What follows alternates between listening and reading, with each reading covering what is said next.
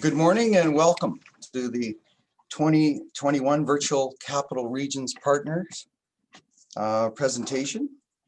My name is John McNichol. I'm the Executive Director of the ECA. It's my pleasure to act as your MC this morning. And here we are in a virtual world. We've had this event for all 8 years of my tenure, but this is our first time being virtual. Today, we're pleased to have several of our local public partners in attendance to share information on their upcoming infrastructure priorities for 2021 and beyond. To begin, I'd like to welcome each of our partners here today, starting with the City of Edmonton. From the city, we're pleased to have Jason Lifstay, Branch Manager, Infrastructure Delivery, and Jesse Bamford, Director, Facility Infrastructure Delivery. Thank you for your participation. Next, from Alberta Infrastructure, I'm pleased to welcome my good friend Max Amodio, Director of Construction Procurement. Thank you, Max, for being here. And we also have 5 local municipalities presenting today. From the City of Leduc is Manager Capital Projects Development, Kyle Van Steenhoven. And we look forward to hearing from you, Kyle, again, and welcome. Second, we have Lane Bucalo presenting on behalf of Strathcona County. Third, we have Jay Mason, Manager of Capital Projects from the City of St. Albert. Welcome, good to have you here. Fourth, from the City of Spruce Grove, we have Trevor Crawford. And finally, from Sturgeon County, we have Procurement Officer Brita Cormack. Welcome, Brita. We look forward to hearing from you. Thank you all for joining us virtually. On behalf of our directors and the ECA membership, I want to emphasize our appreciation of all of you for your work and to highlight the continuing desire of our member firms to deliver projects of the highest value and value per dollar to each of you. Before we hear from our first owner, though, I'd like to introduce Curtis Griffith, Director of Business Development of BuildWorks Canada, and he'll provide some brief updates. Welcome, Curtis. Good to see you, and the floor is yours. Thank you, John. Good morning, everyone, and greetings from BuildWorks and my basement, as it were. So great to have all of you here this morning, and critical information being shared from all the owners. So a big thank you for everyone participating and helping share that information. We've done a tremendous amount of work on BuildWorks this past year on the platform as we made a shift in the technology, and I'm excited to be working more on adding new features for all of you as users to benefit and make life a little bit easier for you, and of course connect you to work and new opportunities. One big thing that we'll be launching soon is a re-envisioned directory that we had previously, so a more modern directory where all of you can share your company information and focus more on pre-qualification data and bidding information, past experience, all those critical things that you want to share with owners, with general contractors across the industry. So that'll be launching here in the next couple months, which we're really excited about. In the context of this gathering this morning, I wanted to highlight, as you can see on my screen, some of our pre-bid information. So pre-bid information is being tracked by our staff, and we're looking to share news and updates on projects that are in the planning stage, that are in the design stage, that are coming in the next 6 to 18 months. And of course, I've made the number one mistake of a live demo, but searching for pre-bid information in BuildWorks will show you a lot of upcoming projects. So exactly as you're going to hear today from these local owners, plans for the future and critical information to help people understand what's coming, so you can forecast and be aware of these opportunities before they come out for tender. One other thing we're launching recently is the BuildWorks Buzz. So if you're interested in getting daily aggregated local construction news to your inbox, I'll work with Matt and Johnny. We'll share the link with you after the meeting or after the session this morning. And we are working to aggregate pre-bid information, results and awards, and then local construction news, and share that with you every weekday morning if you're interested there. So that's the quick update from BuildWorks. I want to really thank the owners on the call today for again joining, for sharing this information, educating industry on what's coming, and allowing industry to be prepared and understand what projects they can look for in the future is critical to efficiency and planning and better collaboration. So thank you to all of you, and thank you for joining. Great to chat, and always reach out if you have any questions or concerns about BuildWorks and the service. I'll pass it back to John. Thank you.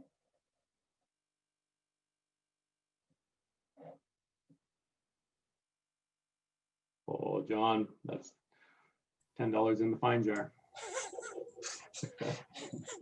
Thank you, Curtis. We appreciate the constant work you do and the ways you continue to improve and maintain all that we call BuildWorks. You do a great job. John Droog has told me I have a couple of hairs out of place, so if you excuse me, I'm just going to adjust. No. We'll move now to introduce Jason and Jesse Bamford from City of Edmonton. And you two are great partners of ours. Thank you so much for being here. And we look forward to hearing from you. So thank you for being here.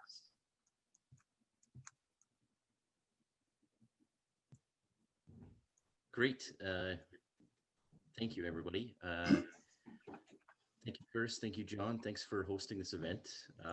We certainly look forward to having this every year, and just an opportunity to be able to connect. Miss doing it in person. But I guess this is the next best thing. I just wanted to quickly share before we get into the presentation, just two quick anecdotes, just reflecting back on 2020 and a year that could have been, just reflecting on a conversation that John and I had in March in the midst of panic of trying to understand how we were going to respond to COVID,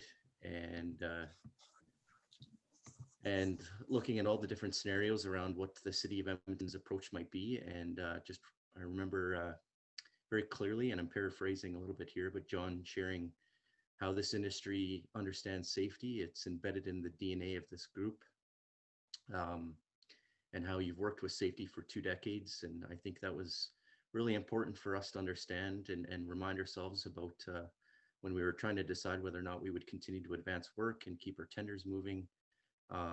Certainly hearing, when folks wake up in the morning, you put on your steel toe boots, you put on your hard hat, you have a safe work procedure for basically every activity that you do out in the site, knowing that, the COVID work really just adds another layer or another dimension to the work. And I'm probably oversimplifying it to some degree, but I know the proof is we continue to advance our pretty robust capital program last year, and we were able to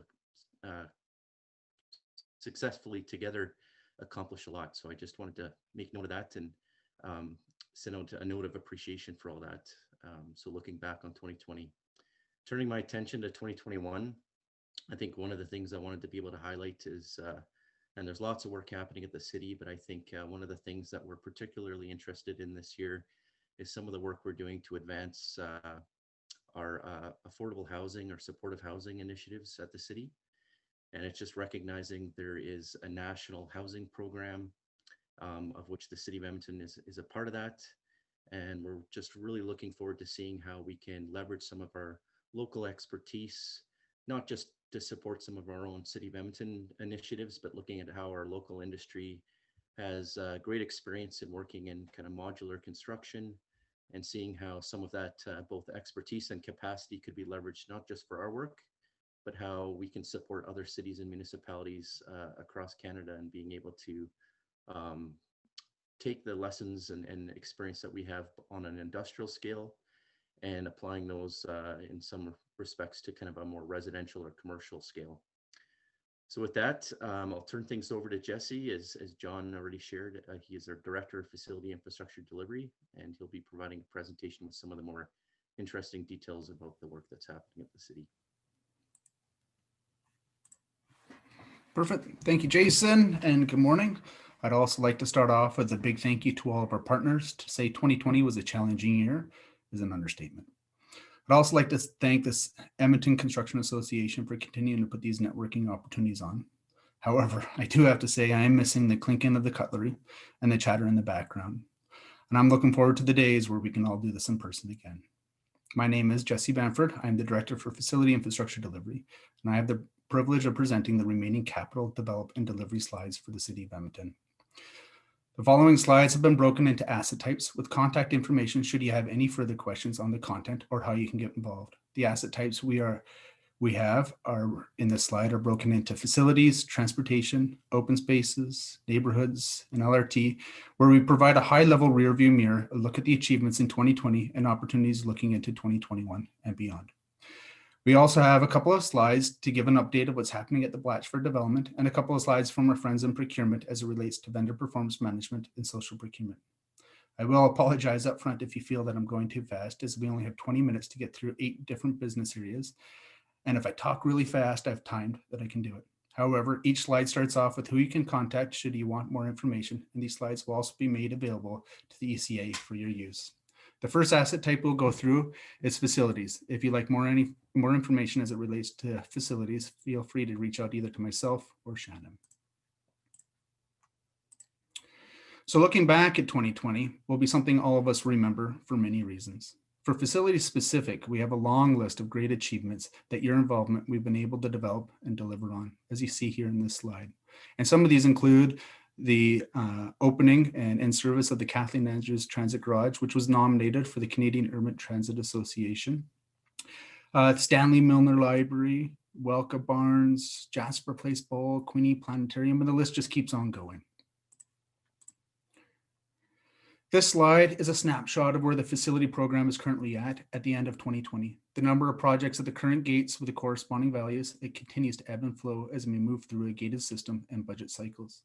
Some of the projects of interest that are currently in the planning and design and upcoming tenders phases are for Horlack Park is in the planning and design, rapid housing initiatives, as Jason just alluded to. This is a big project and will move quick as it ties to the stimulus funding and will need to be developed and delivered this year.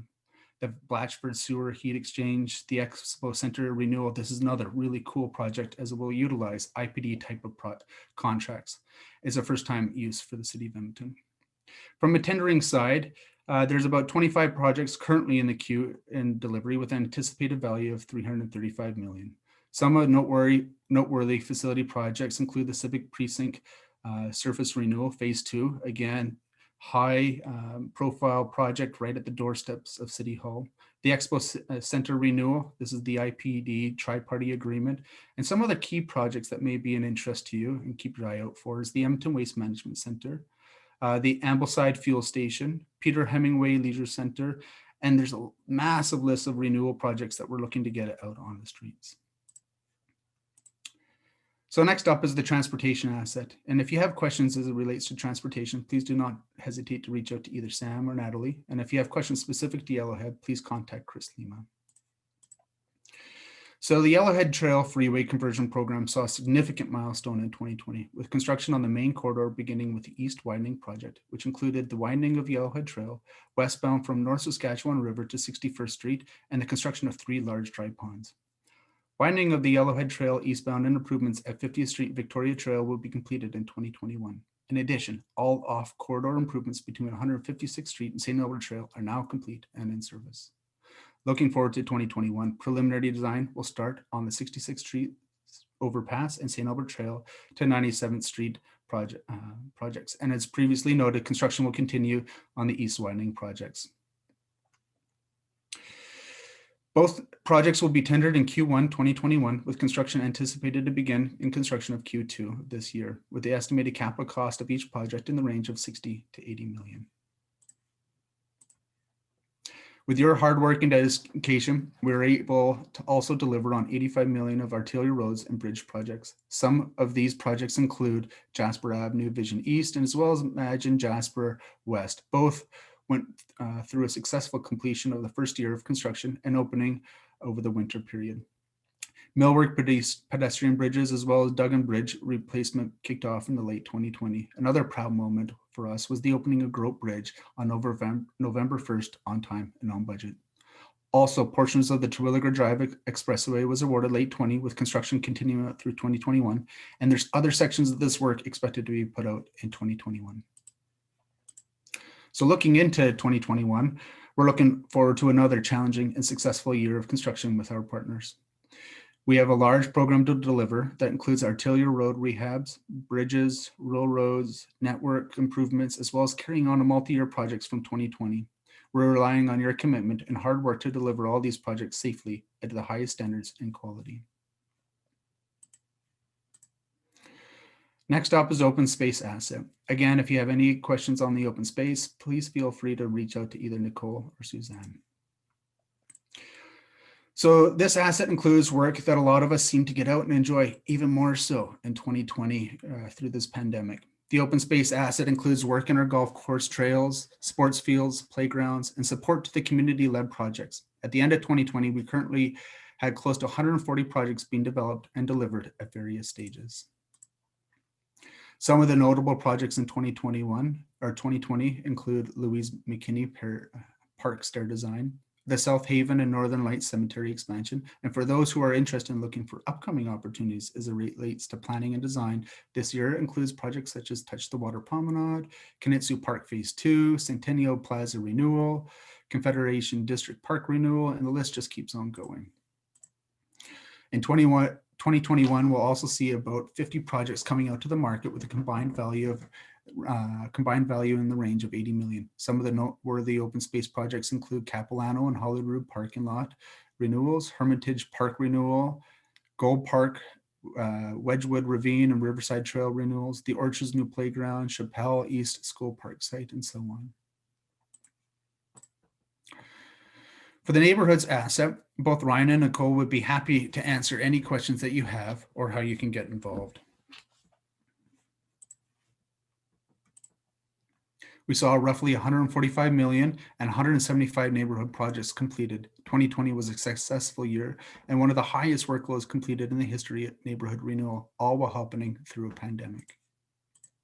Looking into 2021, we currently are planning to tender 10 new projects, including 2 large neighborhood renewals from Beaumaris and Garneau, industrial rehabs from Clover Bar, Howen, and Cornet industrial neighborhoods, the rural industrial rehabs in Southeast, Mistowsam, Winterburn industrial areas, as well as smaller work in other rural industrial areas, and an alley renewal project in the North Glenora. We anticipate the construction tenders to be released this quarter. For the LRT, again, feel free to reach out to Yerrick or Brad Smith if you have any questions. Edmonton's LRT network will form the backbone of the integrated community-oriented mass transit system. And in 2020, we made a significant progress towards this vision a reality. This slide highlights some of those achievements for 2020. There was a significant progress on the Valley Line Southeast project this year in spite of this pandemic. And on the Valley Line West project, we completed the design, build, finance, procurement, a huge milestone for the Valley Line West team. To the best of our knowledge, this was the fastest P3 transit procurement in Canadian history, and it completed during a pandemic. Right on. Work continued on the Capital Line South, the city's next LRT priority, with the completion of preliminary design and the submissions of business cases to the Government of Alberta for potential funding. The design for the Metro Line Northwest project from Nate to Blatchford was completed and the construction started. Edmonton, although our teams are in place for Valley Line Southeast project, we rely on the continued support of the industry and business partners to bring the visions to life, including utility companies and other civic departments. The focus in 2021 will be construction completion, commissioning, and readiness for service commencement and a rollout of public education programs. Valley Line West will focus on commencing detailed design, infrastructure construction, and procuring up to 40 light rail vehicles. For the Metro Line Northwest project, the majority of the tendering program for the project will be completed over Q1 and Q2 of 2021. The tendering program is currently being led by PCL as the construction manager and will include both horizontal and vertical construction opportunities. Construction will continue for the next 3+ years with the trackway, piling, and facilities work being some of the major scopes that are advancing this summer. Our LRT renewal program has several projects planned for 2021, where we plan to retain our construction manager open order and utilize this to get it out into the market. There'll also be opportunities for sub-trays as the work continues to progress. On to Blatchford, and if you'd like any more information, please reach out to our friend Tom Lumsden.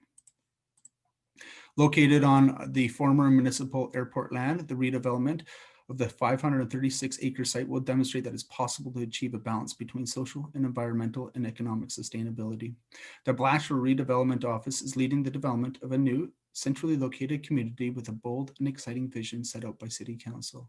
Blatchford will be the home to over 30,000 Edmontonians living, working, and learning in a sustainable community that uses 100% renewable energy. It is a carbon neutral, significantly reduces ecological footprints, and empowers residents to pursue a range of sustainable lifestyle choices. A large component of achieving the environmental sustainability is through Blatchford Renewable Energy, the new city-owned utility that delivers environmental friendly heating, cooling, and hot water service to the residents and businesses in Blatchford. Blatchford is considered a transformational project and will landmark development for Edmonton. It will not only be the neighborhood Edmontonians can be proud of, but will help position our city as a leader in sustainable community design in North America and around the world. Several Blatchford milestones that occurred in 2020 include the Blatchford Renewable Energy connecting the first homes in the Energy District energy sharing system and the first residents moving in, which truly was a most special milestone for the Blatchford team. The home builders opened a show home and sales center. 2 more show homes are currently planned to open by the end of February, and construction of stage 1 is continuing. The plans in 2021 include continual land sales, stage 2 being ready for construction, and the Blatchford Redevelopment Office will be posting an RFP shortly to hire new land development consultants. Now on to our procurement friends. And if you have any questions, feel free to reach out to anyone on our team, or feel free to reach out to Roger or Shell. In December 2019, Council approved an update to our sustainable purchasing policy by including social value as a consideration in our procurements. Every purchase has an economic, environmental, and social impact, whether it's intended or not. Social procurement is not about purchasing new goods or services to benefit the community, but rather about capturing the social impacts and seeking to make an intentional positive contributions to the economy and community. Social value refers to the impact of programs and organizations on well-being on individuals and communities. To simply put, we are leveraging social value from our existing purchases. Where the 4 key descriptive purchase outcomes for a social procurement framework is employment, skills and training, social value supply chain, and community development. We're also quite excited about the version 2 of our supplier performance management program that is currently rolling out, where we are incredibly appreciative of all the support from the industry, specifically from the Construction Association of where we are today. The supplier performance management objectives and outcomes are to promote positive relationships and foster ongoing communication with suppliers throughout the entire contract lifecycle, to ensure good values are derived in contracted goods, services, construction, and intellectual property, to establish a process to address concerns with supplier performance, and to inform future supplier selection by the inclusion of procurement evaluation criteria based on past performance.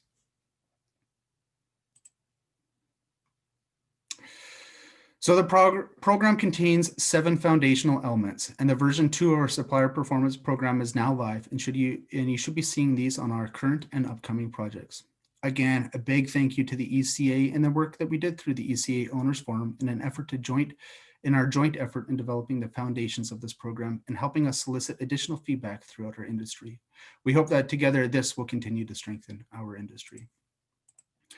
So with that, thank you. And if you have any questions, feel free to reach out to any one of us. And again, a big thank you to each and every one of you that played a part in making 2020 a construction season a success.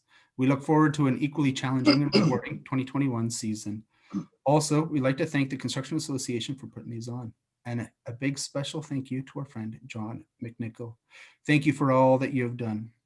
Under your guidance and leadership, the relationship between the city, the association, and our industry has never been stronger. You will be missed by all of us, and best of luck on your next adventures. And with that, I'll turn it over back to John.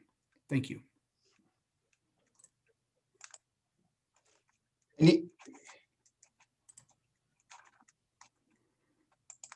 I'm just waiting for my camera to come on.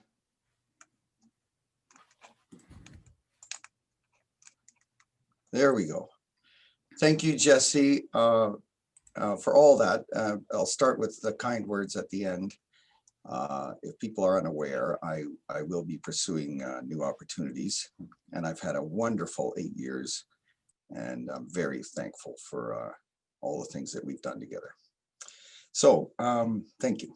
The ECA firms, I just want to say, are ready to support with great enthusiasm all of our city's goals, and we are appreciative of the work and the cooperation and the ability to serve our own city and build together. So the requirements for fast delivery that you mentioned, the new adoption of IPD method of procurement, we are fully ready to support that. There are many on this call that have great experiences with that, and some who perhaps will be learning in that space, but we're, as an association, supporting every delivery method that owners choose.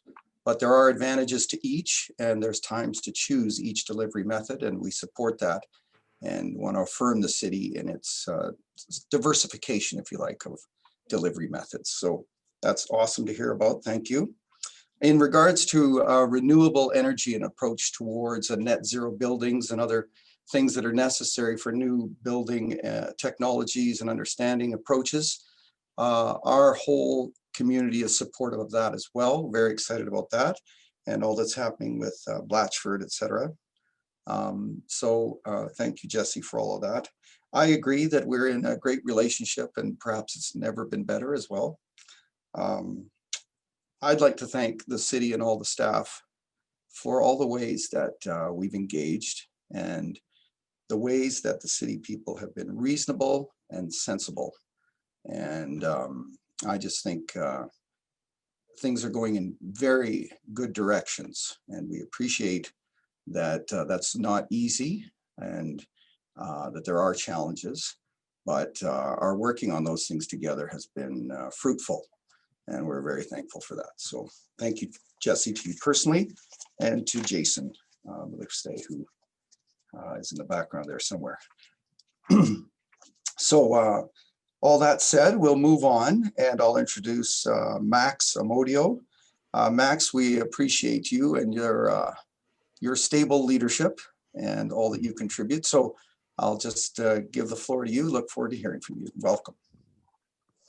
Thanks very much, John, and thank you to the Edmonton Construction Association for inviting me back to present again this year. Appreciate all of the work, John, and again look forward to your new opportunity, and good luck with that.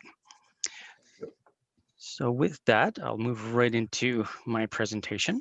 As I'll start off by talking about where the money is coming from, and then we'll get into some of the project work. The largest source of project funding comes from the capital plan budget announced in February 2020. It called for an investment of $19.3 billion over 3 years. Some of the highlights of the plan include $5.6 billion for direct municipal support, $2.7 billion for capital maintenance and renewal of public infrastructure, $2.7 billion for health facilities, $1.5 billion for schools. New budget announcement is expected in February this year.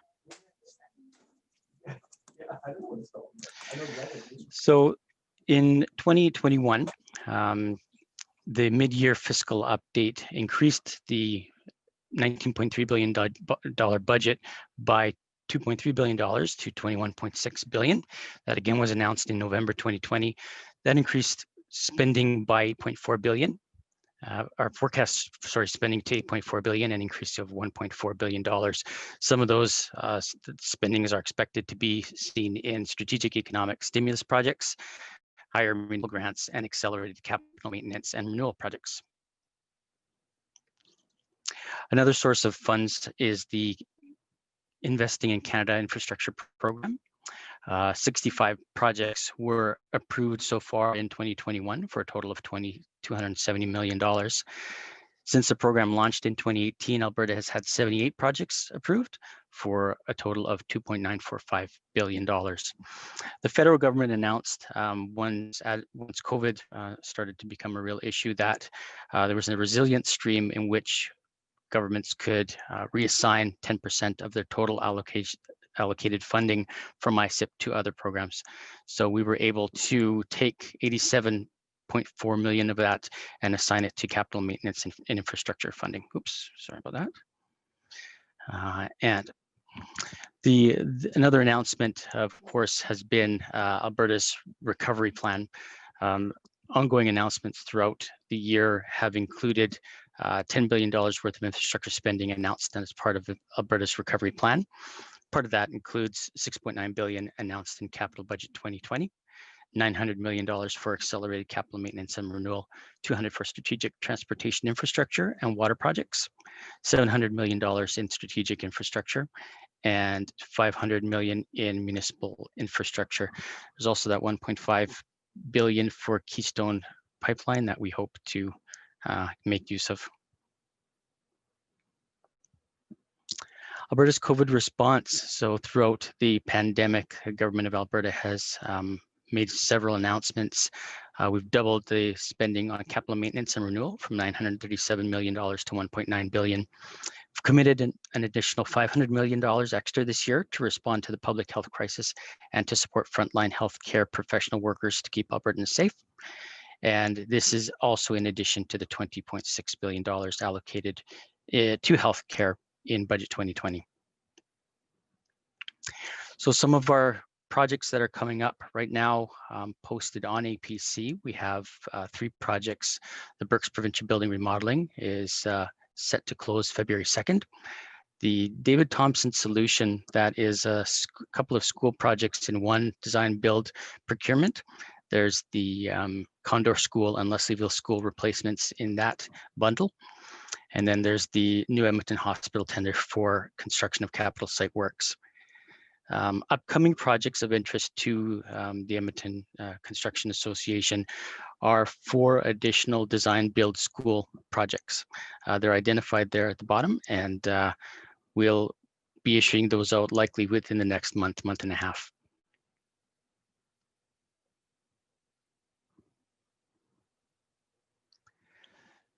Some of the procurement initiatives that the ministry is undertaking, the ministry is developing a pre-qualification list for contractors to construct design bid build schools that are planned for summer 2021. Contractors will provide qualification experience information one time for their review and scoring during the pre-qualification.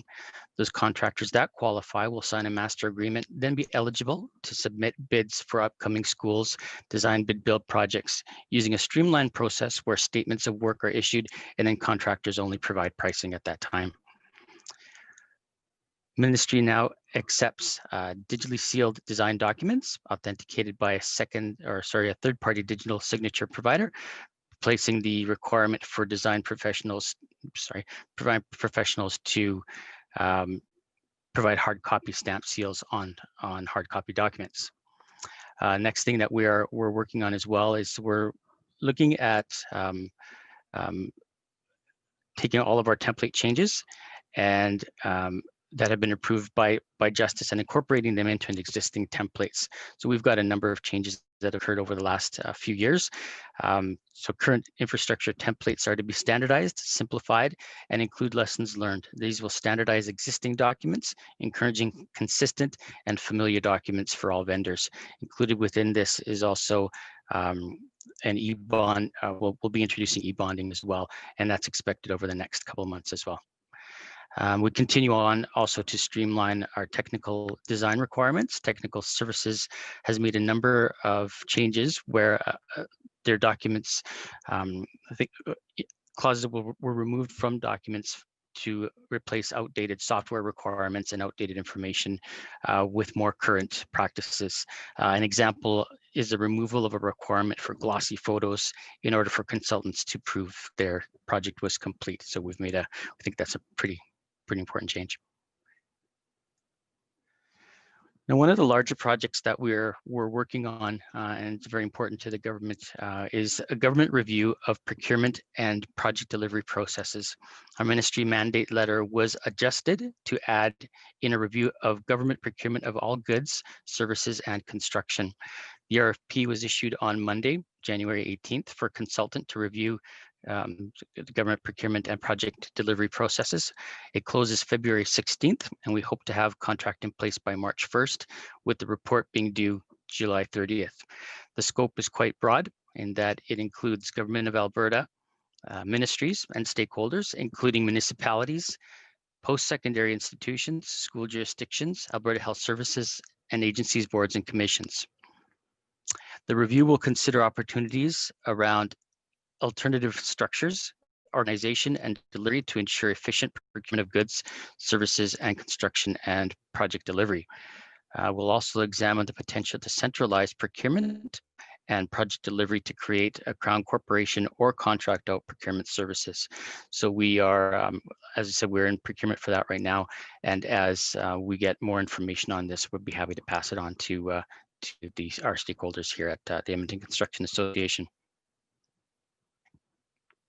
An update on the Alberta Infrastructure Act. It's a mandate item to support transparent and rigorous decision-making for infrastructure projects. The act is proposed to serve as a legislated governance framework for capital planning in Alberta and would be used to guide decision-making for the annual capital plan for budgets going forward. The Alberta Infrastructure Act is also proposed to legislate the development and publication of a 20-year strategic capital plan, which is intended to provide high-level vision for the future of infrastructure trends and approaches over the next 2 decades. So there's been significant engagement on this act. We went out in the summer of 2020 and engaged Albertans and stakeholders on the act and the capital plan. Respondents were asked to provide input on the current capital planning process and the proposed criteria used to prioritize infrastructure projects. In addition, we asked respondents how they think the province will change over the next 20 years and how we can strategically plan our infrastructure investments to meet the needs of Albertans in 2040 and beyond. We heard from 3,000 Albertans, and we also received 50 written submissions, including one from the Alberta Construction Association. Our next steps will be to incorporate that feedback in both the plan and the strategic and the act and the strategic capital plan.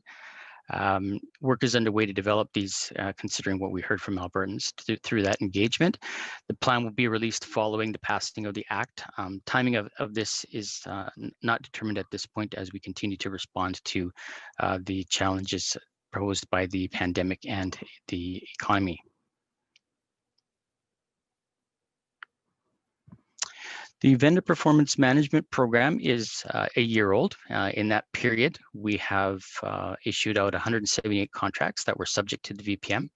78 evaluations were completed for 56 vendors, including 33 contractors, 23 consultants. The average overall vendor performance rating is 3.25, which we're quite pleased about. There's opportunities for feedback, stakeholder feedback, as the program is now a year old. Evaluation of the first year of the program is underway and opportunities for continual improvement are being sought. Part of the evaluation strategy includes stakeholder feedback. Information has been sent to industry association representatives for sharing with their membership. Open feedback sessions are being held February 17th and 24th via WebEx. Invitational feedback sessions are also being held in February and March for firms that have experience with infrastructure's VPM program thus far. A survey is also available for those unable to attend the sessions. And then for more information, there's a long and really unreasonable website address there. I'll share this PowerPoint presentation with Matt, and we can get this information out to your membership in case you're interested in attending some of those sessions. If you have any general questions though about the vendor performance program, there is an email address there, vendorperformance@gov.ab.ca, and they can answer any questions that you have about the program. The ministry's also been hard at work updating the original P3 framework, which was developed in 2011. The approach of the framework is to identify the P3 approach as a preferred delivery approach for all capital plan projects and those above a threshold of $100 million. They'll be assessed within the principles of the P3 guideline. The P3 model will also be a preferred procurement model for providing major capital infrastructure projects. We've expanded the definition of P3s to classify as a P3. It must include some private financing, possible integration of design and construction, risk sharing, a performance-based contract, and operation and maintenance. Some of the other potential approaches that can be considered include design, build, finance, maintain, design, build, finance, operate, design, build, finance, or build finance, and build, operate, transfer, and other revenue-based variants of P3. On the governance side, the P3 office will develop into a center of excellence to deliver the P3 mandate from within the government of Alberta. The framework has been updated to capture current organization structure and steps to minimize red tape where feasible. Some of the P3 projects that are in the pipeline are shown on the screen as well. The most advanced of those is a P3 high school bundle, which is in the procurement phase. We've got a mix right now of transportation and vertical infrastructure, but those are ones that we're currently underway. The P3 office has also put together some work on unsolicited proposal framework. So another initiative coming out of the P3 office is development of this framework. Typically, public agencies conceive, plan, and deliver infrastructure projects. Private sector recently has shown interest in conceiving and funding projects that could have a beneficial outcome. Government prepared this framework to help us evaluate the merits of such proposals. For this framework, an unsolicited proposal is defined as a proposal for a project submitted by a private entity to the government of Alberta without an explicit request by the GOA. The framework will not be used, though, for projects that have already been approved on the capital plan, are already underway with procurement, or are in procurement, or have been substantially developed by the GOA, by procurement within the GOA. Sorry. The framework provides consistency, clarity, and transparency, and to prospective proponents and the GOA. Alberta's unsolicited proposal framework and guidelines provide a viable framework for prospective proponents to submit innovative and unique ideas that do not normally or readily fit within the government's normal procurement processes, but still align with the government's strategic objective. This document provides a transparent framework for the treatment of these proposals, giving consistency and clarity to both the government and proponents. The responsibility for administrating this framework and this program lies within the P3 office within Alberta Infrastructure. If the Edmonton Construction Association is interested in additional information on this, Syed Zaidi within the P3 office has offered to provide additional information, and he'd be happy to come speak with you about the program as well. So that brings me to the end of my presentation. Just a reminder, some of the contacts within procurement. There's myself, Director of Construction Procurement. Stephanie Atkin is the Acting Director of Services Procurement. And of course, we now have an Executive Director, Erica Washington, who's able to provide support and information as well. So thank you very much for the time again today. All the best to the Edmonton Construction Association, and thank you to all its members for all the great work that we've completed over the years. Thank you once again, Max. You always do a great job, and we love to hear from you. So thank you so much. And personally, I just want you to know how much I appreciate you as well. And Max, you and our government spend $6.4 billion a year. That is so appreciated. But how do we express how that appreciation is multiplied or amplified in a pandemic time? We do want to say that we are thankful for work. We're thankful to continue work and to be safe. And we appreciate it. So on behalf of, our industry and our workers and their families, we do want to express our appreciation. It's very meaningful. And it's also meaningful for us to serve our province and build every part of it that you require. And these become useful for our own children, our families, schools, roads, and everything that you do. And so in that way, we feel a great partnership, and it's meaningful. We appreciate all that you're doing to modernize and move towards a digital process, and that is something we're always trying to support and talk about. AI and the city are making great progress in these things. Earlier, I didn't thank the city for the way they've progressed with video inspections and how helpful that's been in this environment. And it's just obviously essential. E-bonding and other things you're working on, we appreciate. The work on the Construction Act and the regulations, I'd like our membership to understand that the Act has some foundations that are generally not changed. Maybe every 40 or 70 years, the Act gets changed, or on not a frequent basis. So the industry has been speaking and working with government to decide what should be in regulations, which has more flexibility, and what should be in the Act, which becomes these sort of bedrock foundations. And I just want to thank the government, and particularly Nate Globish and all his people, who have been just tremendous in listening and interacting with us. So we're very pleased with what we perceive to be the directions and the final outcomes of what's ahead, although the regulations are not yet complete. We just feel great about it all and are looking forward to good outcomes. We're ready to assist in all procurement enhancements, as always. In a competitive process, I just want to also thank the Alberta infrastructure team and staff, because results and awards are critical for all bidders to understand what has happened after the close of the bid. And AI has been tremendous, always giving us results and awards, which is so incredibly important to our people. They know what to deploy, how to bid future work, what commitments they have to follow through on because they've won the bid. But when they've lost, that just creates a clarity for what they need to do. And we wish private owners and everyone else were as open and clear with these bid results. But you have led the industry and helped our province to get that. And the way that BuildWorks interacts with the industry and has all that information is just something that's incredibly helpful. And AI has always been tremendous in giving us those results. So I want us to be clear that we're thankful for that.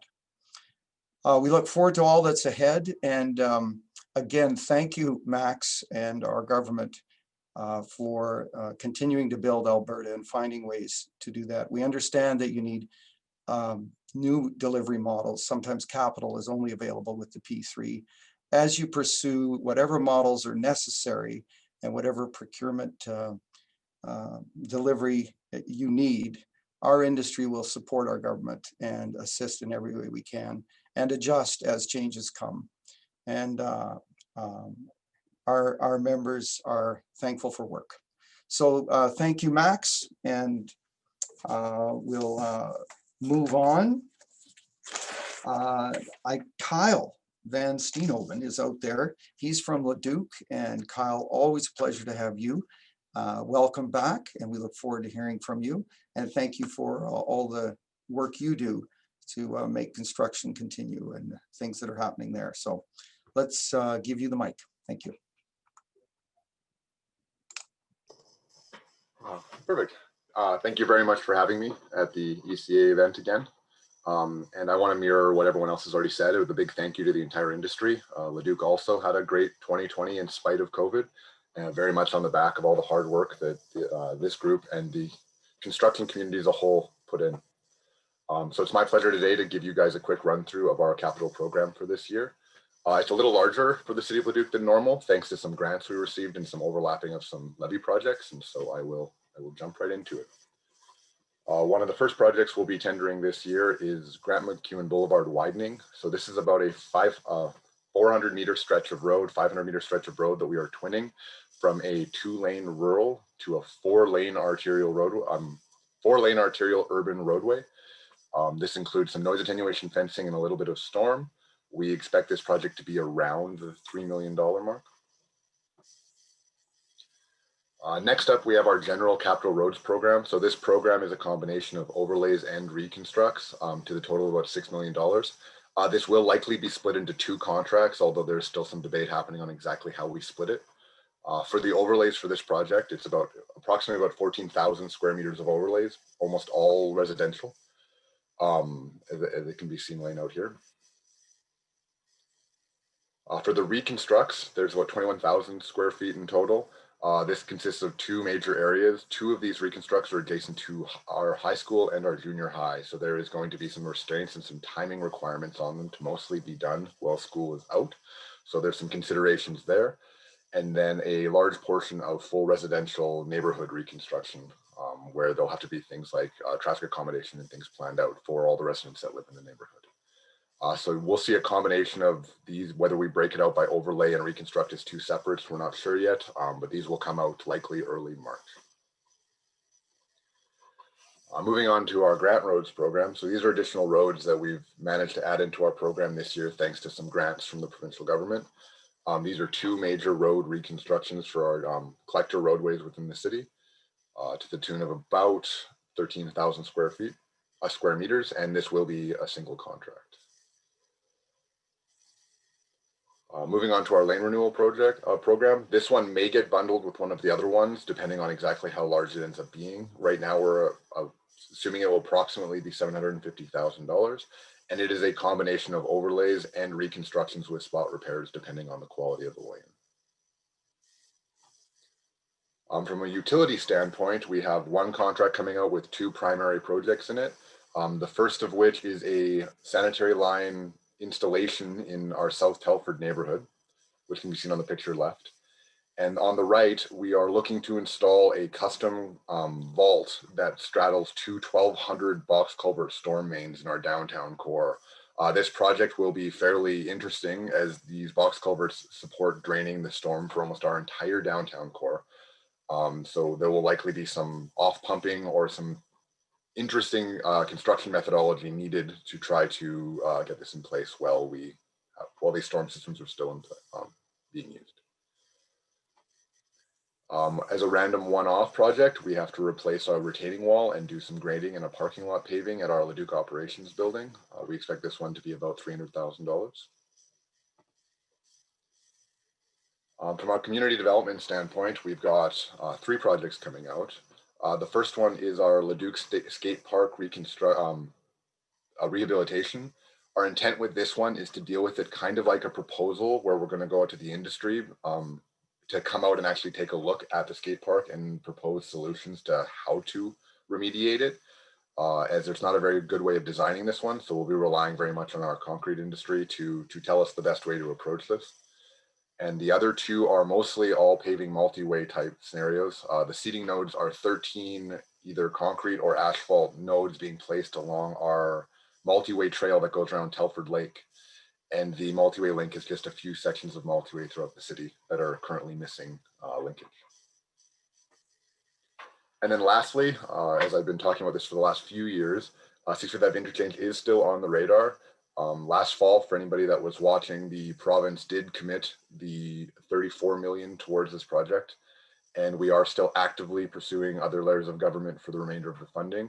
We are still optimistic that this project will move forward this year, and should it happen, we would expect to see tenders going out in late spring, based on funding completely. And with that, that's the end of my presentation. If you have, if you have any questions, feel free to get in contact with me, or if they, thanks.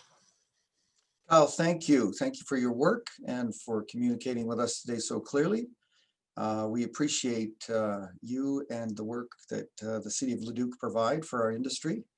And I just like to emphasize that each of our owners are part of an owners forum, a community of owners where information is shared. And one highlight some of the outcomes there is the University of Alberta needed to build some roads, which was an unusual procurement and building process for them. And they reached out to Leduc for some civil expertise and really did some collaborative work. Kyle and his people were extremely helpful.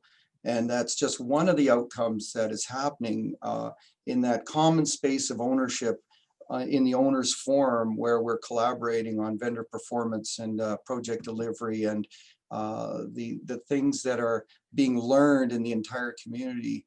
And this gets rid of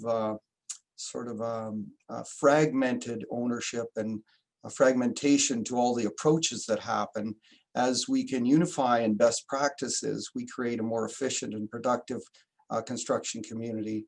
And I believe we've made great progress in that. Kyle and his people have been a great part of that, and we appreciate it. And all the public owners that participate, which is every owner on this call, by the way. So thank you all for what you do to be a part of that owners forum.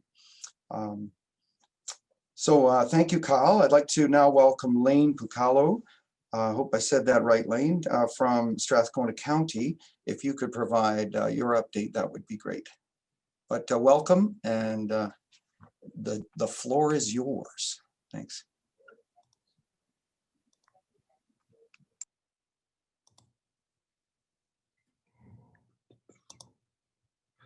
Thank you, John, and good morning, everyone. On behalf of Strathcona County, we appreciate even this venue for presentations. I know it's becoming the normal. As for myself, it's quite a new experience. For 2021 summary, this presentation highlights mostly our road programs. For urban programs, we're going to have about $25.5 million of work. Rural, $20.6 million. Bridges, around $2 million. And utilities, we're going to have about $600,000 for a rural water upgrade. One project I'm going to highlight that we don't really touch in this presentation is the recent approval of our multi-purpose agricultural facility. It's scheduled to be tendered in winter of 2021 with a budget of $71.2 million. Starting off, we'll discuss our annual programs. First up, we have our urban rehabilitation program, looking to be tendered at the end of January. A budget of $6.3 million. It's going to be roughly 9 kilometers of residential and collector streets. Next, we have our arterial rehabilitation program. It's going to be a budget of $3 million, approximately 7.3 kilometers. And this is mostly for mill and overlays of our arterial streets. Looking at parking lot and trails rehabilitation, we have a budget of $875,000, approximately 11,000 squares of parking lots and 2 kilometers of trails. And following that up, we have our annual Missing Links sidewalk program, budget of $595,000. This is for construction of new sidewalks in various locations around the urban Sherwood Park area. As well, we have a rural rehabilitation program, which this year is $5.5 million, 4 kilometers of country residential and 13 kilometers of class 2 rehabilitation. But this year it won't be going out for tender, as the last year's contractor of the 3-year RFQ was awarded the extension for year 2. We have our annual bridge replacement program, and this is about $2 million in rural Strathcona County. It includes 2 bridge-sized culverts and 1 full bridge replacement.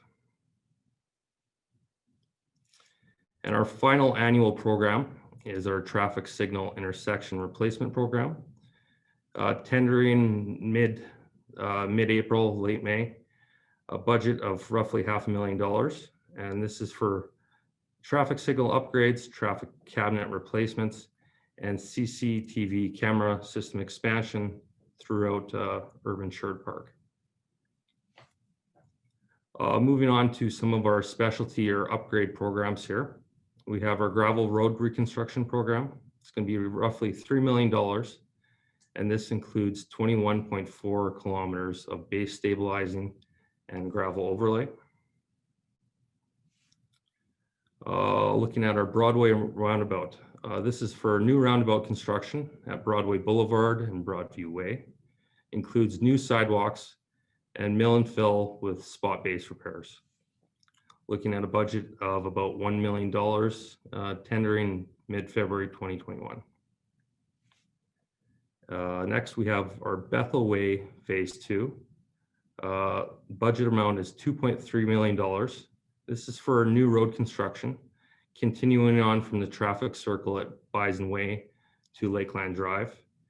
And this one includes a substantial underground stormwater component. Looking at our urban residential upgrades, this is different from our annual program. It's much more intensive and much more disruptive for our residents.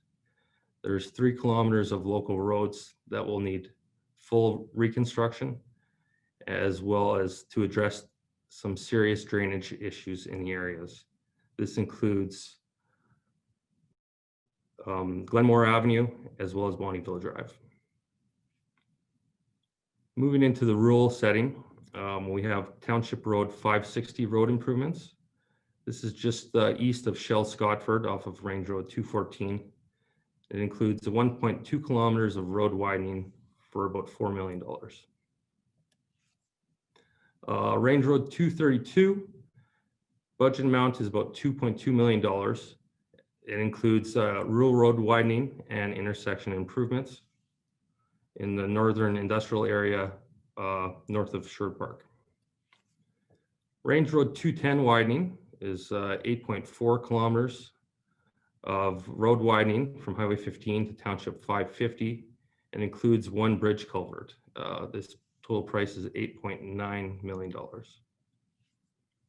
As well as for our regular programs, we have the supply of gravel, supply of asphalt for overlays, as well as contracting out microsurfacing and crack sealing. Looking at our budgets for microsurfacing is going to be about $200,000 for 2021, and crack sealing is about $800,000. And our final program with our utilities division is the Winfield Heights rural water installation. Tender date is spring 2021. Our budget is about $600,000, and this will provide full water service to 25 rural lots.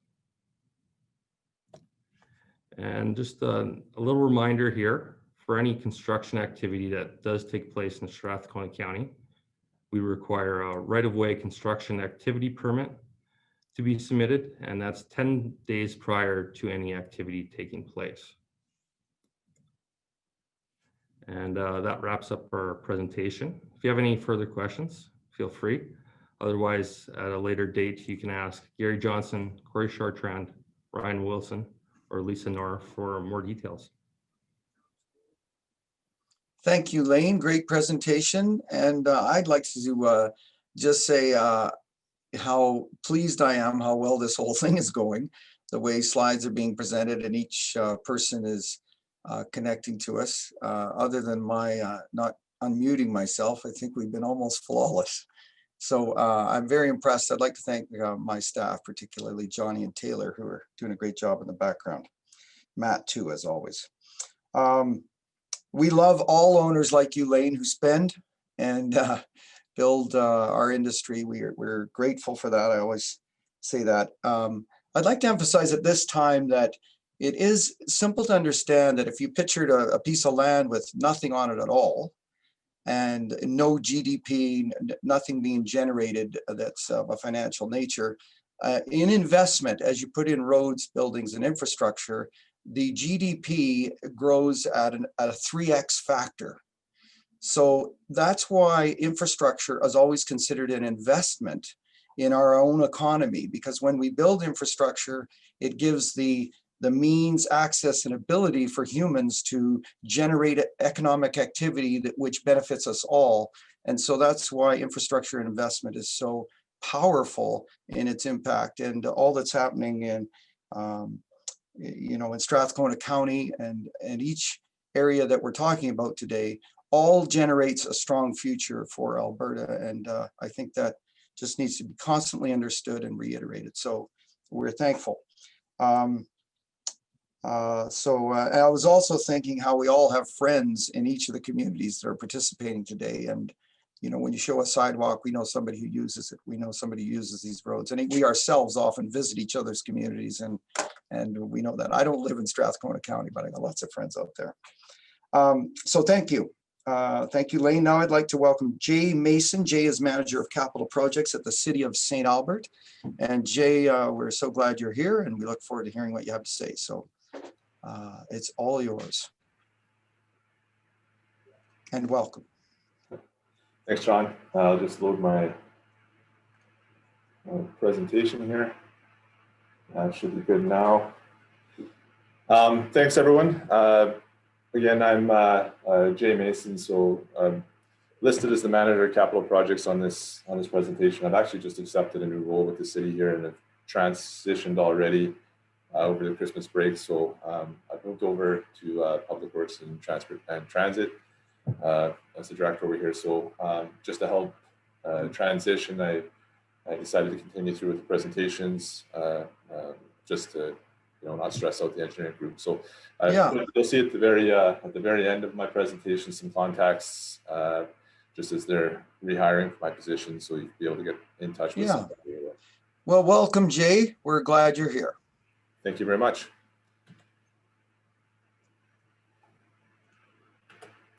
Okay, so just to give some background on the Capital Projects Office, it's a centralized project procurement and delivery office for the City of St. Albert.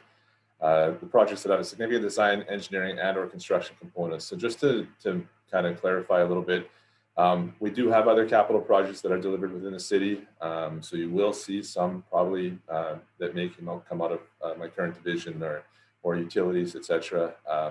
But majority of the significant construction projects are delivered through the Capital Projects Office. Those projects are typically tendered on APC as well as BuildWorks. Just wanted to take a chance, like everyone else, to say thanks for 2020. It was a very difficult year, especially in St. Albert. I was seconded myself into our Emergency Operations Center, and all our projects were put on hold from March until April 30th. So we lost roughly 6 weeks of tendering time. And so it was essentially a mad rush as soon as we got the approval to start constructing, and our partners all jumped on board, and we were able to deliver some significant projects with that short timeline. So a few examples of what we got done during the 2020 summer was we had a large barrier wall, the continuation of our project that had been going over the previous 2 years. So we completed that now. So we're down to replacing all the existing barrier wall along St. Albert Trail. One of our most significant projects, Ray-Given Drive, phase 1 twinning was completed very successfully. We're going to be starting phase 2 here in the spring, but that portion was from the south city limits to north of Leclerc Way. We also did Nagy Transit Center, which is located off Campbell Road, which for us was quite a unique challenge. As this is the first project we completed outside of our city limits, so it's actually located in Edmonton, and we opened that up to the public in November. As well, we did a significant renovation to our Jerome McGinley Arena, formerly known as Aikenstill. For the 2021 construction season, so these are our approved budgets that come through. Just to make note, these numbers don't include previous years' approved projects that have been carried over or phased construction like Ray-Given. So these are the initial 1-year approvals that have come from council for 2021. So we have 36 million for our municipal growth program, 26 million for our RMR, as well as our RMR for utility. We have 19.1 million. The utility growth program is a small growth. Majority of that work is happening through our offsite levy program, working with developers. The 2021 RMR construction program. So we have our tidal collector and local roadway program that happens every year. These are our thin overlays, microsurface and crack fill and mill and inlay. For this year, there's going to be a significant focus on mill and inlay. We do have one microsurface project happening on Belrose this year, and we have a budget of 4 million for that. Roadway rehab. So this is our full depth reclamation or partial depth, depending on the situation. But We'll be doing some FDRs this year in our Deer Ridge subdivision on Dumont and Delisle Crescent. As well, we have our yearly pre-qualification tender for emergent projects. Last year, we had, I think, 4 emergent projects that we delivered. So those come up obviously seasonally, depending on weather. And we have 2.1 million assigned for those, so that's at work. Transportation highlights for RMR. We also have repair to our retaining wall just on the north side of Perrin Street. We have parking lot restorations going this year. So we have priorities happening. Those are upgrades to our existing paved parking lots. So the focus this year is in Grandin, at Garden Crescent, as well as the top of Seven Hills Park and our Atwood Park. As well, Red Willow Trail overlay and sidewalk programs. Those are yearly repairs and maintenance of our Red Willow Trail asphalt trail system, as well as our pedestrian sidewalks, concrete throughout the city. We have 2.4 million assigned for that. Utilities highlights, they've assigned us 4 projects to deliver for them this year. The first one's a wastewater main replacement. We're still waiting for the assignment location on that one. We do our CCTV inspection of our large diameter pipe, as well as storm management level of service. So this is a program that's based on complaints of city drainage onto private property. So this one could be small, could be large, depending on what happens with the inspections that are going on here as soon as spring breakups happens, as well as mission grinder removal. This is just a small project in our Mission subdivision with some changes to the sanitary system there. Parks, Rec, and facility highlights. So the RMR construction for this year, service place, pool, and roof life cycle. So that's at our service place facility. We'll be doing some EPDM roof work, internal upgrades in the pool area, architectural and structural, as well as mechanical electrical upgrades. St. Albert Place is going to see some work this year. The tender should be coming out in the spring for mechanical, electrical, fire protection, some interior upgrades. As well, we have sports fields and playgrounds, the Rose Court refurbishment, as well as our Fowler track is getting a large refurbishment coming this year. And there's 23 million assigned for the balance of those projects. Our growth construction program, so these are new additions to the city. So for transportation, we're going to be kicking off phase 2 of Ray Gibbon Drive. That's coming in expected for February and March for release of tender. That includes the bridge work on crossing the Sturgeon River. So this is twinning all the way up to north of McKinney Ave from the existing twinning. So that's a pretty significant project. As well, we have the North St. Albert Trail improvements phase 2 and 3. This is a 2022 construction. The phase 1 will be completing this year, but the tender for the construction should be coming out in the fall. Intersection improvements, this is located at Erin Ridge, as well as we have one at the Boudreaux and Belrose intersection, and we expect Q1 release of tenders on those. Traffic calming, there's locations in Erin Ridge and Sturgeon. This is a yearly upgrade to our systems to increase safety with our roadways, as well as our active transportation. And what that is connecting all of our pedestrian network throughout the city. So it's a gap analysis and adding pedestrian activity. So for those construction projects, we have close to 21 million assigned. So just to kind of give a little bit more background on our given phase 2 projects. So the extents there you'll see is from North Van Joy Center to North McKinney Ave this year. The twinning, like I said, is going to include twinning of the existing bridge. The phase 3 and 4, which will take us up to the north side of the city at Villeneuve Road. Phase 3 is expected to be 2024 and phase 4 will be 2026 construction, respectively. The North St. Albert Trail phase 2 and 3, which I mentioned will be coming out in the fall for tender with a 2022 construction. This essentially is taking the existing St. Albert Trail roadway, building it up to meet our complete streets as well as our engineering standards, which will urbanize the road right away as it's currently in a rural cross sections. Just more municipal miscellaneous. We actually have a large project going west of Ray Gibbon to service the area around the McKinney Avenue, Meadowview Drive interchange. So this is our Range Road 216 community amenities projects.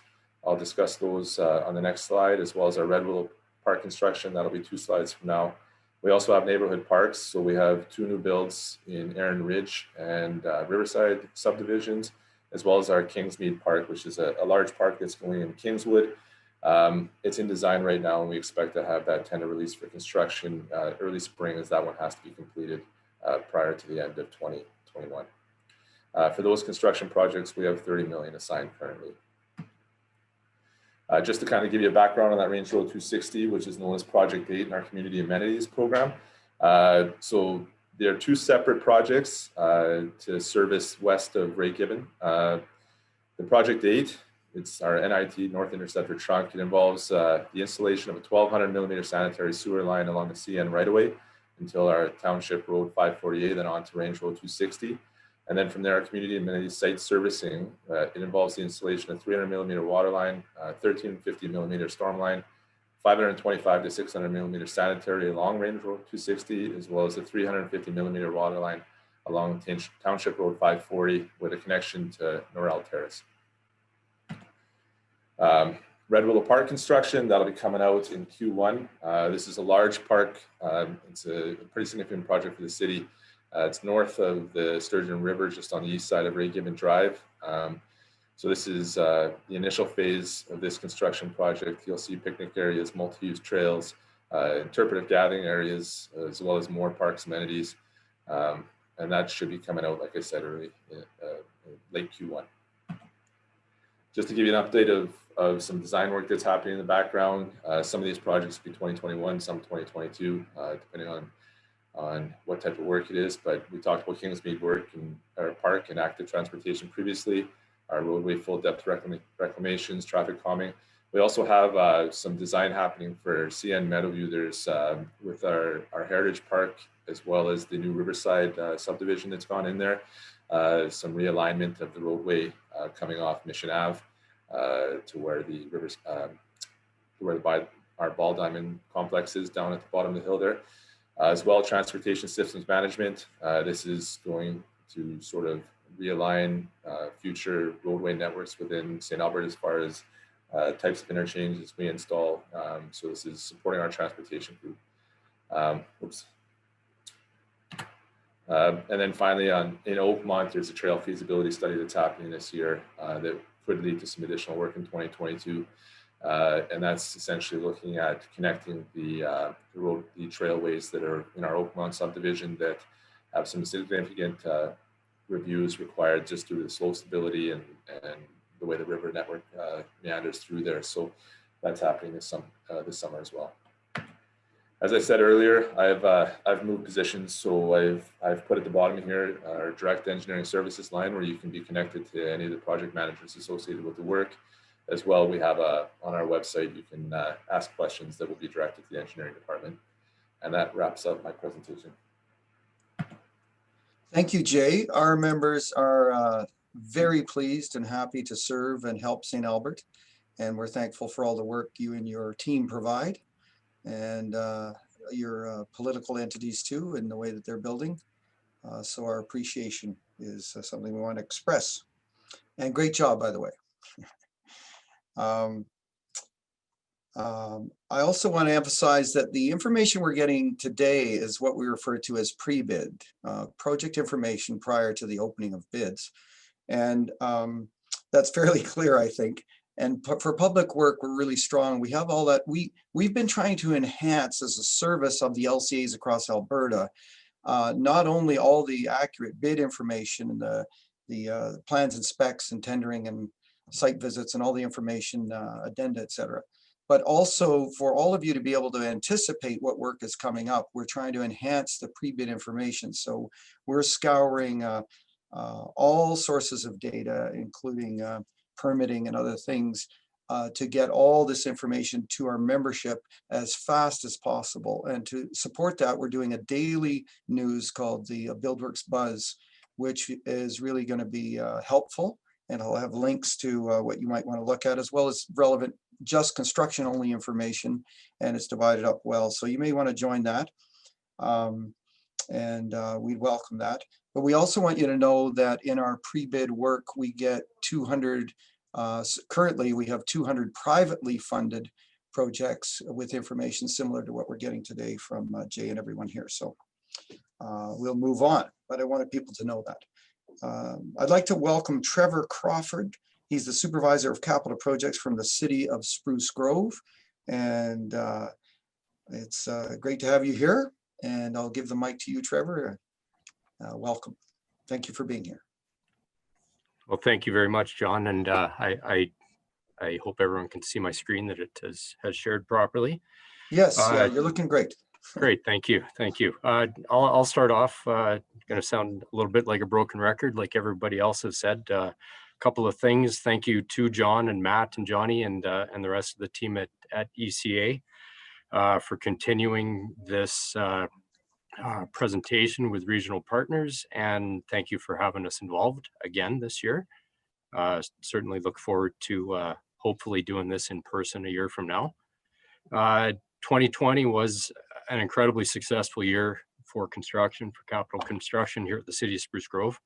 A massive thank you to all of our partners, consultant partners and contractor partners for going above and beyond and being able to complete the work on budget in a timely manner, and most importantly in a very safe way of getting things done. So very successful year.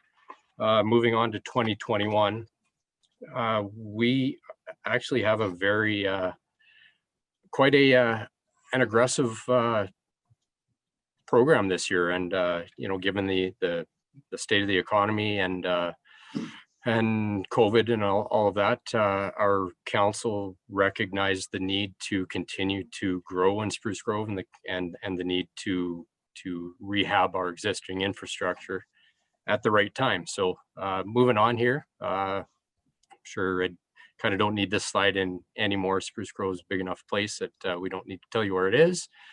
But, approaching 40,000 people in Spruce Grove, currently Alberta's 9th largest city.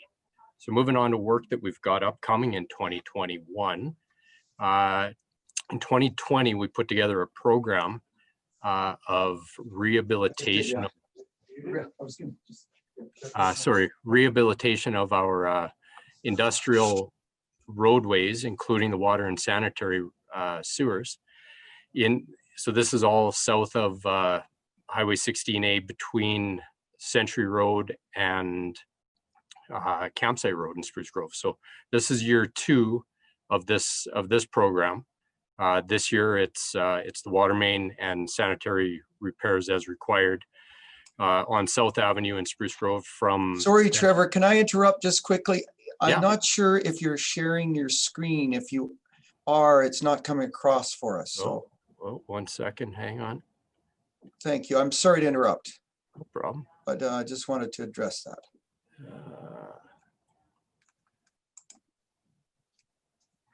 And now is it up?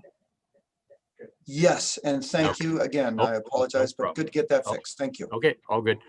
So yeah, sorry, this slide shows the water main and sewer rehab work that will happen on South Avenue in Spruce Grove, along with the road rehabilitation work to follow. So that's quite aggressive bit of work, all in 1 year. Moving on to a next project, we've got a project that also started last year where we have money yearly over the next 5 or 6 years to attend to our arterial roadways and Highway 16A. Typically, most of this is full width mill and overlay. In 2021, this is Grove Drive from Jennifer Highway to Century Road. The eastbound lanes, those are the original lanes that were constructed as far back as the early 90s. So we're working with Altera Engineering to get a tender of this work out in probably mid-February. Next up, sorry, this next slide just shows the arterials and 16A resurfacing that we're going towards in the next 4 or 5 years. We've got an ongoing program where we attend to aging water and sewer in aging neighborhoods. This year, we will be in the Grove Meadows neighborhood in Spruce Grove, replacing existing AC water mains and CCs, doing spot repairs to the sanitary sewers. And typically the rehabilitation to the roads is just to the disturbed trench area. We typically give it about we give it a freeze thaw cycle so that we attend to the full surface work the following year. So this drawing just shows the area in the Grove Meadows area where we will be doing that work. We've also got dedicated money yearly to attend to surface infrastructure. Most of this work ends up being in the areas where we did water and sewer work the previous year. This year, we will be looking at mostly areas in the Grove Meadows area on the left of this drawing.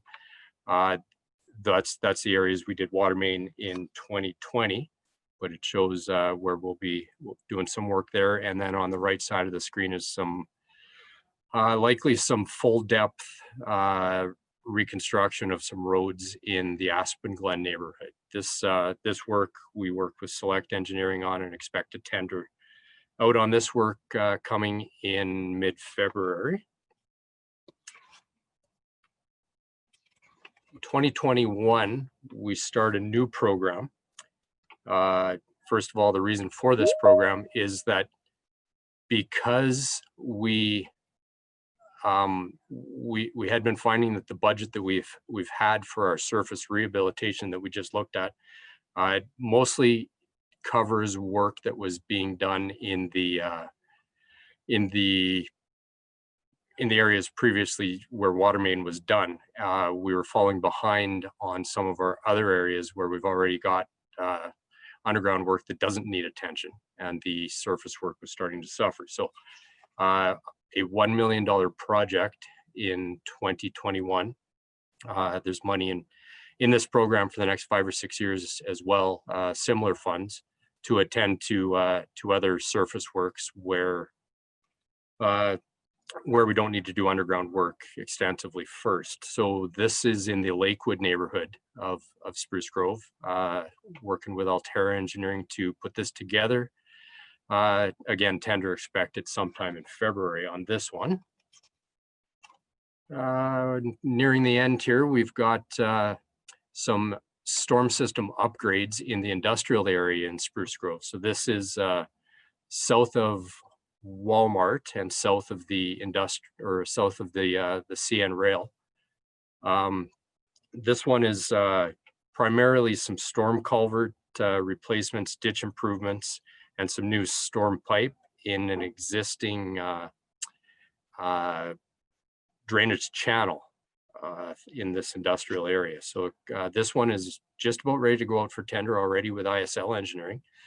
Look for this one the first week of February and be out for a couple weeks before closing. One that's very new to us here is as the city of Spruce Grove expands our transit system, there's a need for a park and ride within our city. This graphic shows a park and ride that should accommodate up to 75 vehicles with lighting, bus stops, bus pullout lane for more than one bus. And it's right on Century Road, south of West Wind Drive and north of Vanderbilt Common and Kings Lake. So really it's up in the northeast corner of Spruce Grove. Included in this project is signal, I guess, changes to the existing signals at the West Wind Drive and Century Road intersection to make it a four-way all-directional intersection. So this is kind of an exciting project for us as we move forward with our transit system, both internally and into the rest of the capital region with the city of Edmonton and Edmonton Transit. Another one that we've got that's very exciting and very, very important to our council A few months back, we got started on a city center area redevelopment plan, working with ISL Engineering. We continue to work through the planning process of this, and we're hopeful that in 2021 we'll be able to get a good start on some of the construction work here. So what it includes is redevelopment of McLeod Avenue from King Street to Main Street. And it would include Main Street from Church Road to First Avenue. So that would be streetscaping work in that area after underground water main and sewer replacements and repairs are done. Also includes a major change to this park area shown here. That's called Columbus Park. The intent is to change that from a very hard surface, underutilized park space in the downtown area to a more green space, softer surface gathering area for the downtown area in Spruce Grove. So as I said, hoping that we'll be able to get a tender out probably late spring on this one, working through a lot of the planning still to get this done. Last slide I've got is just a number of other smaller projects that we've got upcoming. We've got a noise study of along our arterial roads coming up. We've got some storm system upgrades through various neighborhoods in Spruce Grove. We'll be going out to consultants for a stormwater management facilities construction study, or sorry, condition study, a master plan update to our sanitary sewer master plan. We've got a neighborhood called Spruce Ridge Gardens. There's been some issues with the developer. We have a need for the city to step in and complete much of the construction in that small subdivision. So we'll be undertaking that work in 2021. And we've got some funds to crush a pile of concrete that we continue to have grow at our public works shop. We accept concrete broken into proper sizes at our public works shop from both city-owned projects and outside projects, and it continues to grow. So every few years we crush that to 63 millimeter aggregate that is quite often used by our engineering group in road construction projects, and often by our public works staff on their type of projects that they've got. So that pretty much brings it to an end. Contact information for myself is there, and for Scott Williams, who works in our capital projects group. And with that, thank you very much. That ends my presentation. Thank you, Trevor. Great job. And thanks for all the work you provide in your community, for all our membership and for industry, and for the work you and your team do. We appreciate it. There's many comments of high value on our chat. And I just want to emphasize the collaborative nature of our industry, and that we all need to be talking and developing attitudes towards constant improvement.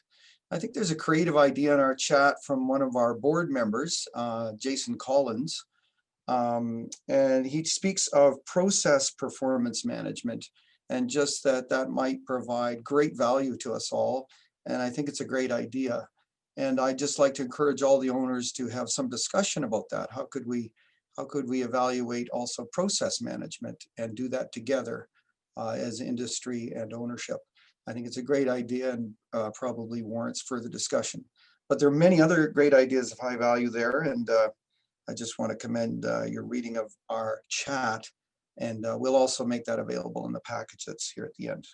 But thanks again, Trevor. For our final presentation of the morning, I'd like to introduce Breda Cormack from Sturgeon County. And Breda, we look forward to hearing from you, and welcome. It's great to have you. Great, thank you so much. Let me just get my screen ready here. Can everybody see my screen okay? Yes, we can, and it's looking great. Excellent. True Alberta Okay. right there. It's a beautiful picture, that's for sure. So thank you first off for having me here today. I am brand new to Sturgeon County, so really looking forward to getting to know people through ECA as we go through these projects this year. So in advance, I'd just like to say that this is a very high level overview of some of the projects that we have upcoming this year. So if you have any questions, any comments, concerns, you just want to reach out and introduce yourselves, my information is available at the end of the slide deck for you to do so. So welcome to Sturgeon County. For those of you who are not familiar with where we're located, we have an approximate area size of 2,300 square kilometers with over 1,700 kilometers of local roads that we maintain. So if you think of taking a drive from Edmonton down to Portland, Oregon, we have more roads than what you'd be driving for that trip. So just to give some perspective. And we also have secondary 543 kilometers of secondary roads within our boundaries that are maintained by the province. Sturgeon County is comprised of 38 townships. 38 townships. We're bordered by 11 other municipalities, Westlock County to the north, Fort Saskatchewan, Lamont County, and Strathcona County to the east, City of Edmonton and St. Albert to the south, and County of Parkland, County of Lac St. Anne, County Barrhead, and Alexander First Nations to the west. So, Sturgeon County is going through quite a boom in 2021. So capital investment is critical to ensuring that our county's core capital infrastructure and assets are acquired, constructed, and rehabilitated to maximize asset life. Operational budget of approximately $37 million. This does not include salaries, wages, and benefits. And an additional $52 million has been allocated for capital projects this year. 2021 encompasses a significant capital expenditure growth, an increase of approximately $26 million to over $50 million allocated for this year. So just to give you an idea of some of the projects that we have coming up this year, just a very high level overview. This does not include everything, but it gives you an idea of some of the bridges, the roadways, drainage, and some of the other projects that we have upcoming. Breaking it down a little bit further into our roads programs, we have a road rehabilitation budget targeted for $7.4 million this year. We have collector reconstruction projects allocated for $13.34 million available for 2021. So that includes our infrastructure master plan, our collector reconstruction potentials matrix as well. And the local roads program, we have the reconstruction program report, the local road rehabilitation program, and the local road reconstruction potentials matrix for another allocation of $4.5 million estimated for this year. We also have subdivision surfacing programs.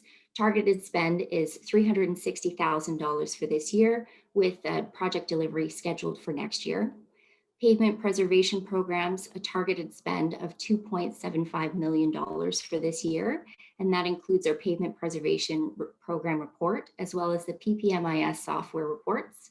And our bridges allocation is $4.14 million estimated for this year. And that includes our bridge asset management plan, our bridge program prioritization matrix as well.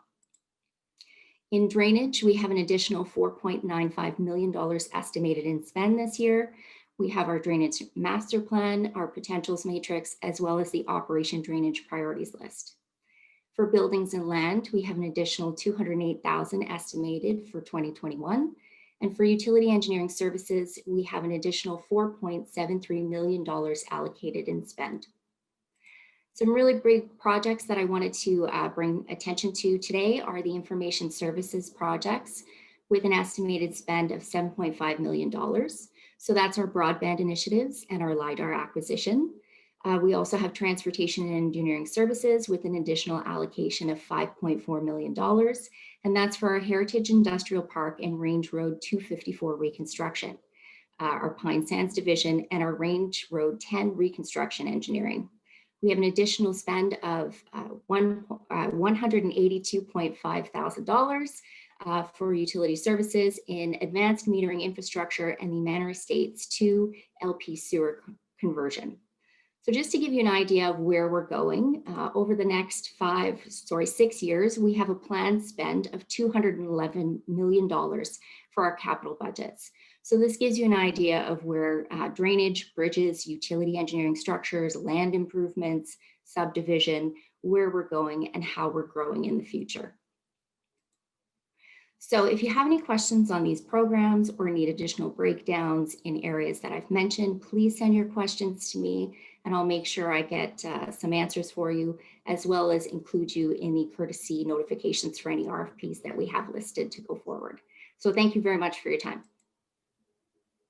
Thank you, Brita. Great job. Pleasure to have you here. That was an excellent presentation. All our presenters, thank you. You've done a great service to us, and you're really adjusted to being online extremely well, all of you. And I thank you for adjusting and figuring that out with us. And we'll continue to learn and get better and better at these things as time goes on, but we're appreciative. So this concludes our presentations for today. Please note that we'll make all these presentations available through our newsletter, which is called On the Level, in the coming week. Just look for it in your inbox. All our membership will be aware of that. Finally, I'd like to remind you all about our largest event of the year coming up on Friday, February 5th. Very exciting. It's our reimagined virtual Builders Connect Luncheon without much lunch, although you can eat while you watch. This year's program will feature updates from Mayor Iveson, Premier Jason Kenney, and the 2021 Board of Directors, as well as a special Beyond BCL industry panel where 5 directors will take industry questions. This event is complimentary, and that's been made possible by the generosity of quite a number of sponsors from industry, and we're very thankful for that. So we're hoping, in light of the isolation that sometimes happens, or is happening in this COVID environment, all these home workers and everything, we're hoping that you can just say to all your firms and all your workers, let's all be together today in this way as a community, and hear from our Premier and Mayor and others. So we welcome everyone on your staff to just take a break. It'll be quite a bit shorter because of not having a lunch time, and there'll be less social direct distraction or engagement that we usually have live at the Expo Center. But this year, this is what we're doing, and our staff are very excited about it, and we'd appreciate you helping us get the word out and being a part of it and supporting it. So thank you, everyone. So once again, I'd like to thank our industry partners for presenting to us today. To each of you, our members who continue to build first-class infrastructure in our communities, we're very thankful for the work you provide. We almost would be willing to say spend often and spend freely, but I think you understand our feelings, and we're thankful. So have a great day, everyone. My last day will be February 10th. And so for some of you in this role, this might be the last time I'm with you. I just want to say again, thank you all so much for the way you have been kind to me. Have a great day. Bye for now.